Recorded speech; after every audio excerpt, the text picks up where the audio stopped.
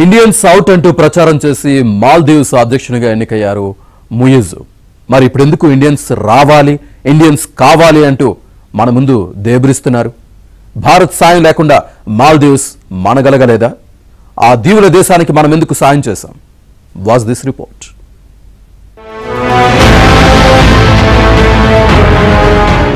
ఏడాది క్రితం Indians out అంటూ మాల్దీవ్స్ లో ఎన్నికల ప్రచారం నిర్వహించారు.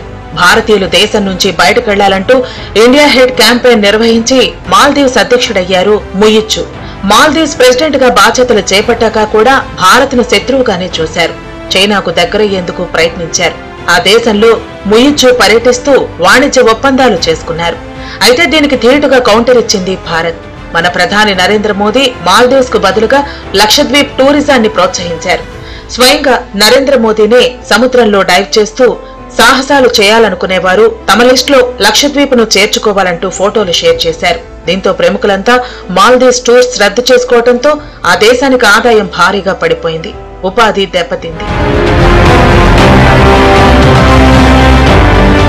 పరిస్థితులు తలకిందులవడంతో భారత్ కు వ్యతిరేకంగా మాట్లాడిన మంత్రులను బర్తరఫ్ చేసి మన దేశంతో స్నేహానికి ప్రయత్నిస్తున్నారు మాల్దీవ్స్ అధ్యక్షుడు ముయిజ్. అంతేకాదు భారత్ లో పర్యటిస్తూ తమ సమస్యలను పరిష్కరించాలని కోరారు. దీంతో పొరుగు దేశాలకు ఆపన్నహస్తం అందించడంలో భారత్ ముందుంటుందని మోదీ స్పష్టం చేశారు. ఆ దేశానికి ఎదురైన అత్యవసర పరిస్థితుల్లోనూ కోవిడ్ వ్యాక్సిన్ సరఫరా విషయంలోనే ముందుగా స్పందించింది భారతదేశమేనని గుర్తు చేశారు. విదేశీ మారక నిల్వల సమస్యను మాల్దీవులు అధిగమించేలా 3,359 కోట్ల కరెన్సీ స్వాప్ డీల్, అమెరికన్ డాలర్లలో కాకుండా స్థానిక కరెన్సీలో వ్యాపారం చేయగలిగే మరో 3,000 కోట్ల రూపాయల ఒప్పందం కుదుర్చుకున్నారు. మాల్దీవుల వద్ద ఉన్న విదేశీ మారక నిల్వలు $440 మిలియన్ మాత్రమే. ఇవి 1.5 నెల దిగుమతులకు మాత్రమే సరిపోతాయి. సెప్టెంబర్లో అంతర్జాతీయ రేటింగ్ సంస్థ మూడీస్ మాల్దీవుల క్రెడిట్ రేటింగ్ ను భారీగా తగ్గించింది. ఆహారం, మౌలిక సదుపాయాలు, భవన నిర్మాణం, ఆరోగ్య సంరక్షణ సహా ఇతర అవసరాల కోసం మన దేశం మీద ఆధారపడుతోంది Maldives. Many Maldivians travel to India for tourism, for medical purposes, for education and for many other needs. At the same time, the Maldives hosts a large number of Indians who contribute to the development of the Maldives. Largest tourism source markets. And we hope to welcome more Indian tourists to the Maldives, allowing for shared growth and understanding between our peoples. We have closely collaborated on multilateral fora, including seeking solutions to climate change. Bharat और मालदीव के संबंध सदियों पुराने हैं और भारत मालदीव का सबसे करीबी पड़ोसी और घनिष्ठ मित्र देश है. हमारी नेबरहुड फर्स्ट पॉलिसी और सागर विजन ने मालदीव का महत्वपूर्ण स्थान है इन दोनों में. భారత్ మీద కక్షతో మాల్దీవ్స్ చైనాపై ఆధారపడింది.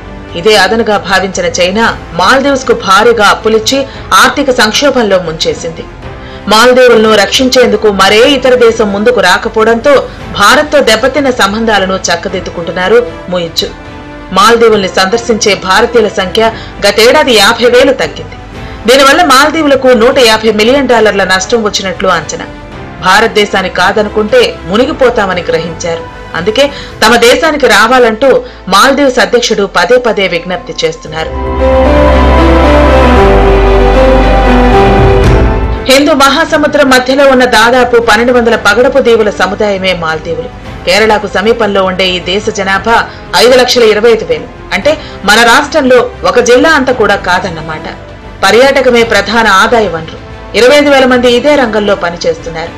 1972లో కేవలం మాల్దీవుల్లో 2 హోటల్సే ఉండేవి. అప్పటి అధ్యక్షుడు ముందు చూపుతో భారత్ నుంచి వచ్చే పర్యాటకులకు అనుకూలంగా టూరిజం ను తీర్చిదిద్దారు. ఒక్కో దీవిలో ఒక్కో టూరిస్టు రిసార్టును ఏర్పాటు చేశారు. చాలా దీవుల్లో లోకల్స్ అస్సలుండరు.